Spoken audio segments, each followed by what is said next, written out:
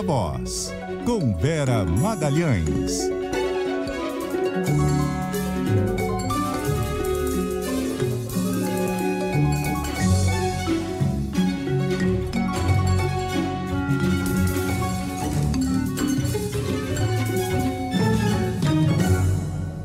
Seis horas e 5 minutos. Viva a Voz, Vera Magalhães, uma boa noite para você. Boa noite para você, Bocardi, para Carol, para todo mundo que nos ouve e nos assiste. Oi, Vera. Vera, me permite aqui antes, é um assunto aí que tem uma certa relevância nacional, a cassação de Camilo Cristófaro aqui na Câmara de Vereadores de São Paulo por racismo. A nossa reportagem, a Malu Moen, já informou que ele havia sido cassado, mas agora temos o número. 47 votaram a favor da cassação, 5 abstenções e teve uma pessoa que não foi e 2 que não puderam votar. Então este é o resultado. Ele está cassado, Camilo Cristófaro, do Avante, por racismo aqui na Câmara de Vereadores de São Paulo. Demorou bastante, né? Mais Verdade. de um ano de demora nessa decisão da Câmara. Era flagrante o racismo, porque vazou uma fala dele, falando uma frase inequívoca a esse respeito. Primeira vez que a Câmara caça um vereador em muito tempo, porque o corporativismo lá costuma ser muito grande, tanto que seguraram ele por quase 2 anos. Então, uma decisão importante, Bocardi, tem razão. Foi em maio de 2022.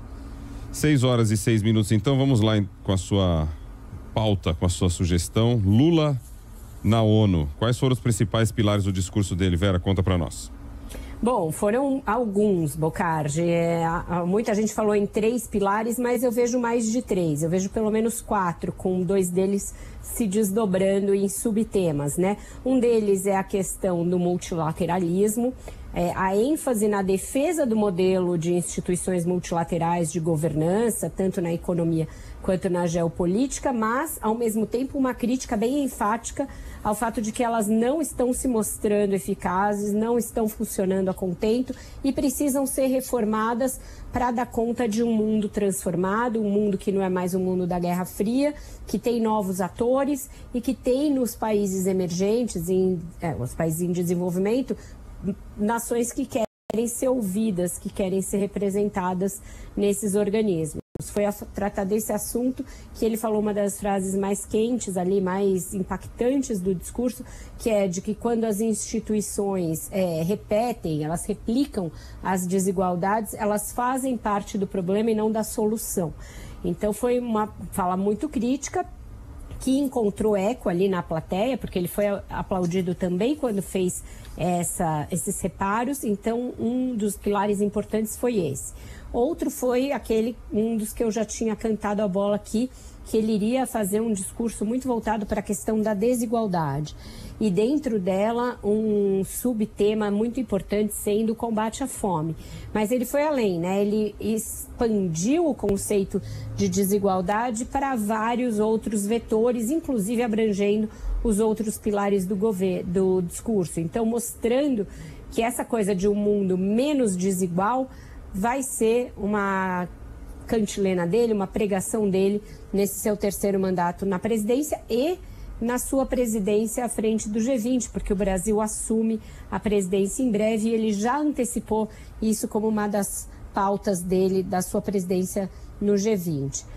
O terceiro deles, a mudança climática, a crise climática e toda a necessidade de o mundo responder a ela de uma maneira mais rápida, mais eficaz e gastando dinheiro, não só se comprometendo com metas. Então essa foi uma parte muito importante. Ele inclusive começou a fala falando dessa questão, se comprazendo ali da situação das famílias que enfrentaram intempéries climáticas na Líbia, no Brasil, né, no Rio Grande do Sul, enfim, falando que isso já chegou, que quando ele foi presidente da primeira vez, discursou em 2003, ninguém levava a sério a emergência climática, fez um meia-culpa nesse sentido e falou que os países ricos precisam despender dinheiro, não vale ser só no gogó e que já estão atrasados com esse compromisso. E o quarto pilar, a meu ver, é quando ele fala da necessidade de se enfatizar a democracia e dotar as democracias de mecanismos para se contrapor ao que ele chamou de aventureiros de extrema-direita. E aí tinha uma clara alusão ao Jair Bolsonaro e também ao Donald Trump. E aí ele faz uma crítica ao neoliberalismo, ao capitalismo global, porque diz que quando a globalização não atinge todo mundo, e de novo isso faz um paralelo com a questão da desigualdade, cria um ambiente para o surgimento desses líderes autocráticos que desafiam a democracia. Então, um discurso muito denso, muito bem encadeado, sem gafes ali, muito bem posicionado frente aos grandes desafios globais, e é isso que se espera de uma Assembleia Geral da ONU. Ninguém vai esperar que de lá vão sair realmente grandes transformações. É um evento diplomático, retórico, de reafirmação do multilateralismo que está tão alquebrado, como ele bem notou. Mas, enfim, é uma espécie de um bálsamo ouvir um discurso desse com começo, meio e fim, com altivez, que fala de questões realmente relevantes, depois de 4 anos do Bolsonaro despejar ideologia, negacionismo, ódio e outras coisas estranhas ali na audiência da ONU. Tanto que a quantidade de vezes que o Lula foi aplaudido mostra um certo alívio também de quem estava ouvindo o discurso. Um discurso muito bom, formulado a muitas mãos, segundo eu apurei. Itamaraty pôs a mão, a Secretaria-Geral da Presidência pôs a mão, os assessores ali palacianos também, e o Lula no final costurou como ele queria. Tinha o grande medo, e eu vinha falando disso aqui nos últimos dias, do tom que ele adotaria em relação à guerra da Ucrânia. A gente vai fazer um capítulo específico sobre isso, porque tem a reunião com o Zelensky, mas até nesse ponto ele se saiu melhor do que poderia ter se saído. Vera, quando ele fala em reformar os organismos multilaterais, como o Conselho de Segurança da própria ONU, que é uma demanda antiga do Brasil, o Lula se mostra alinhado ao discurso do Joe Biden. Mas os dois países têm o mesmo interesse? Estamos falando das mesmas reformas e seria algo factível? Não estamos, né, Carol? Porque os Estados Unidos, a gente bem sabe, tiram proveito da forma como essa divisão aí de poder é feita hoje em dia. Ele, a China, a Rússia, essas grandes potências não têm interesse nem em reformar os organismos de financiamento, como o FMI, o Banco Mundial, nem mesmo em relação ao Conselho de Segurança. Então, acho que no caso do Biden é mais uma retórica ali para inglês, russo, chinês verem, do que uma coisa efetiva. Por exemplo, a reforma do Conselho de Segurança da ONU, que é algo que o Brasil vem empregando, com o ingresso de novos membros permanentes. Isso esbarra num outro mecanismo que vigora lá, que é o do veto. Então, potências que têm direito a veto e que emperram qualquer decisão, fazem com que o Conselho de Segurança da ONU esteja hoje paralisado. Eles vão abrir mão desse veto ao admitir novos integrantes, ao abrir para outros países de fora ali, dos países desenvolvidos, a chance de opinar a esse respeito? E eles deveriam ter, de fato, a chance a opinar, afinal, a paz mundial é um conceito para além das músicas, algo que interessa a todos. Mas se algumas nações mantêm o poder de veto, isso se torna inócuo, se torna ali algo pouco relevante. Então, me parece que sim, retoricamente eles se aproximam, mas estão a milhas e quilômetros de distância em relação a como fazer essa reforma dessas instituições. Eu acho que em relação ao Biden, o Brasil tem que tirar proveito dessa reunião que vai haver, enfim, dessa negociação com os Estados Unidos na pauta climática. Nisso aí eu acho que a gente pode ter um ganho efetivo, um ganho objetivo, fazer ele pôr a mão no bolso e realmente tirar, pôr dinheiro na preservação da Amazônia, dos demais biomas, como o Lula falou no discurso e como vem sendo negociado. Então, eu acho que na questão climática a gente tem mais chance de avançar mais rápido, justamente porque o tempo urge e ruge, como a gente tem visto, e porque aí sim as nações ricas têm de fato pôr a mão no bolso, além de só cobrar. E aqui dentro, no capítulo Fato ou Fake, tem feito o que diz que faz? Nem sempre, Bocardi, nem sempre. E uma das questões mais flagrantes, a meu ver, se dá justamente nessa questão do meio ambiente, né? A Marina Silva foi muito celebrada, muito festejada. Eu falei com ela rapidamente hoje, entre reuniões das quais ela participou, e ela estava muito feliz, pode-se dizer que ela estava empolgada ali mesmo, pelo fato da questão climática não ter sido um acessório do discurso, como ela falou. Vera, veja, não foi um acessório, foi um pilar central. E ela tem razão, foi mesmo. Mas uma coisa é a retórica em fóruns diplomáticos e a outra é a prática de governo. E nesta segunda questão, nesse segundo quesito, o governo ainda tem de mostrar o que o Lula disse. Nós estamos de volta ao jogo multilateral, nós vamos reafirmar os 17 objetivos dos ODS e colocar um 18º que a gente está colocando por conta própria, e vamos realizar todos ao mesmo tempo. Lindo, a gente está longe de fazer isso. Isso aí, no fato ou fake, ficaria ali ainda bem na barreira do inconcluso, porque a gente não está perto de entregar nenhuma das metas. Além disso, a gente ainda tem uma questão de fundo, uma questão fundadora, que é essa questão de explorar ou não petróleo na margem equatorial, lá na região amazônica. Você decidir fazer prospecções, estudos a respeito da viabilidade de explorar esse combustível fóssil naquele lugar, mostra que o seu compromisso em reduzir a dependência de petróleo, em mudar a nossa matriz energética, em fazer essa transição, não é um compromisso tão firme assim. Então, isso é uma contradição entre o discurso e uma prática que ainda não está clara. O Lula tem tangenciado essa questão, deixado a briga correr entre o Ministério do Meio Ambiente, o Ministério de Minas e Energia e a Petrobras, e ele ficando ali meio no muro. Mas não vai dar para ficar no muro, porque se ele quer ser esse líder global que abraça essas causas e que encabeça a cobrança em relação aos países ricos, ele também tem de fazer o dever de casa. Não basta só levar a Marina de avatar numas reuniões como essa. Ela tem de ter realmente voz e ela tem de implementar a política para clima e meio ambiente que ela acredita ser a correta. Outra questão em que o discurso e a prática ainda não estão casados é em relação à defesa da equidade de gênero e a que as instituições sejam reformadas para representar a diversidade e conter as desigualdades. As nossas instituições estão longe disso. Ele vai nomear agora para o Supremo e para a PGR, que são duas das principais instituições do Brasil, homens. Ali sem atinar, sem nem estar aí para a questão de paridade de gênero, que também é uma questão que a gente vai discutir logo ali na frente. Então, esses são pontos em que o discurso é lindo e a prática ainda precisa vir a reboque do discurso. Vera, falando então do aguardado encontro com o Volodymyr Zelensky, o Zelensky também discursou hoje lá na ONU, o que a gente pode esperar dessa reunião entre Lula e o presidente ucraniano? Olha, Carol, eu acho que os times ali de assessores, de diplomacia, vão ter que entrar em campo para monitorar ali muito bem e com muito cuidado essa reunião, porque ainda tem muitos fios desencapados. O Lula não condenou frontalmente a invasão da Ucrânia, o que foi considerado por alguns uma bola fora do discurso, mas aí nesse caso eu prefiro ficar com o copo meio cheio, porque o risco de que ele fizesse o que vem fazendo, que é pôr no mesmo patamar as vítimas da invasão e os invasores, existia e ele não se repetiu. Então eu acho que ficou de bom tamanho.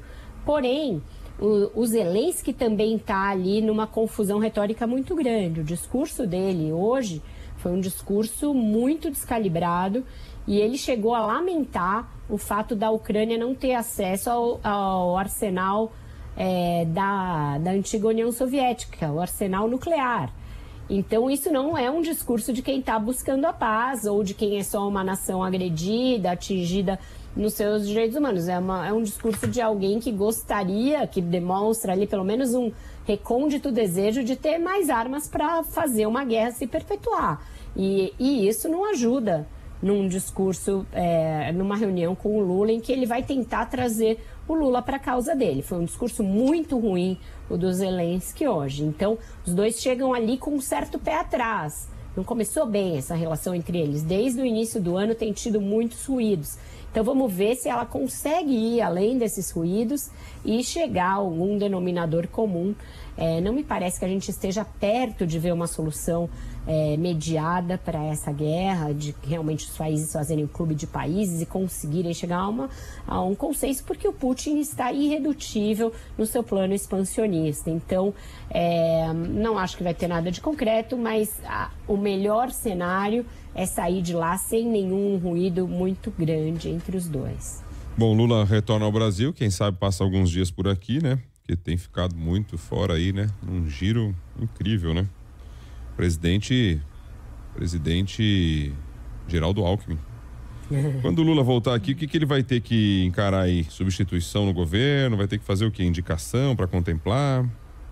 Vai ter, Bocardi. Ele deve fazer a indicação da PGR antes da do Supremo, pelo que diz todo mundo com quem você conversa a esse respeito.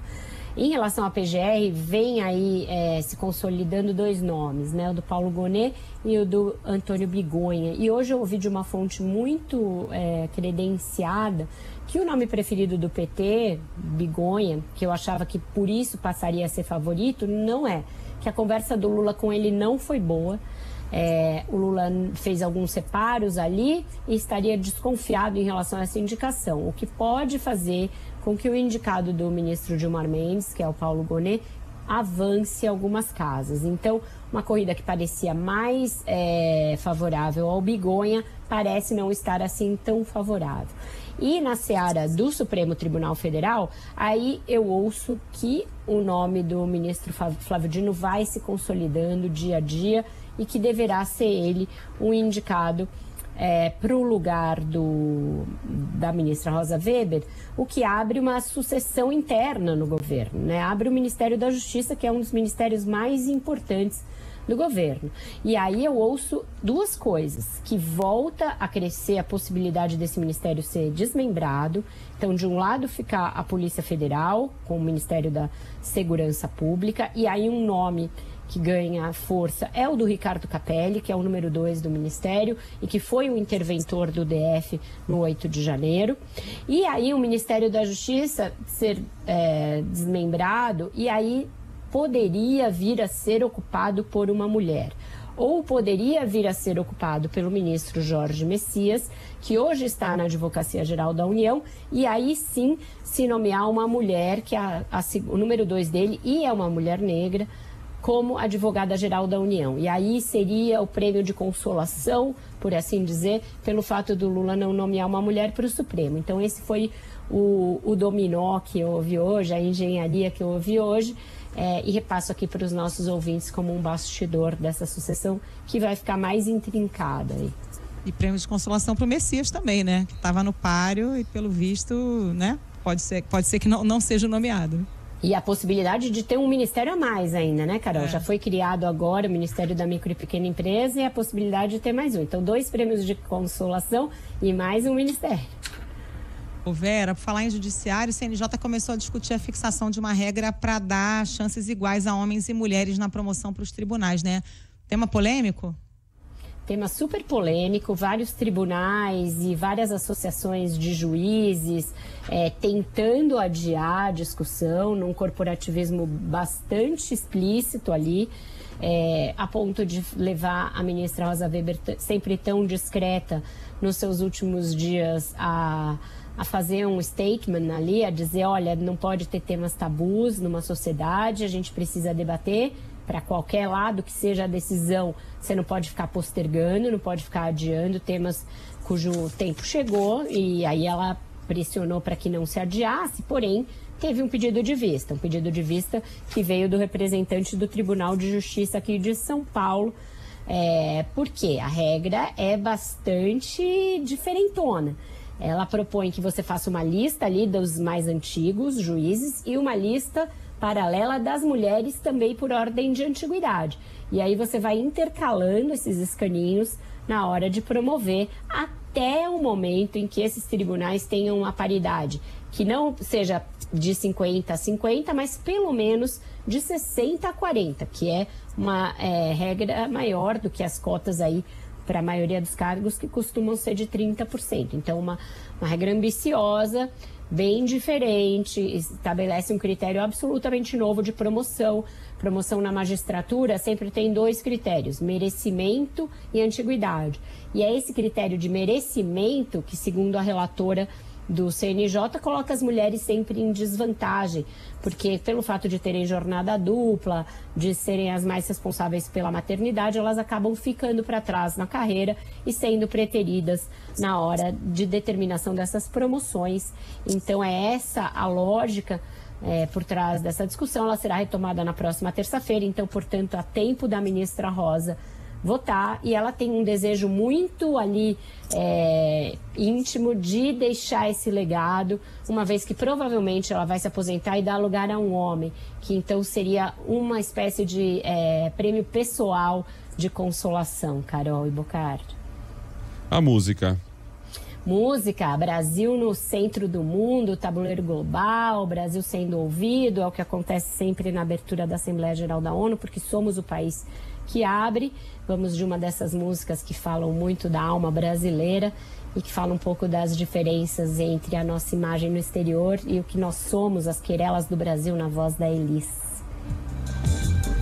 O Brasil não conhece o Brasil. O Brasil nunca foi ao Brasil.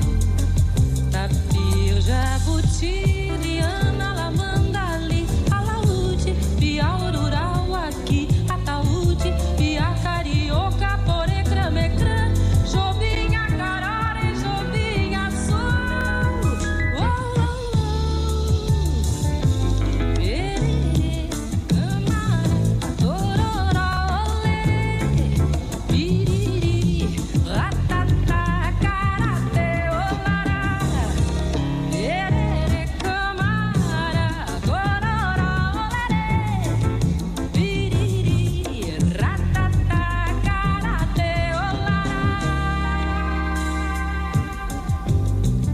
Viva a voz, Vera Magalhães. Boa noite.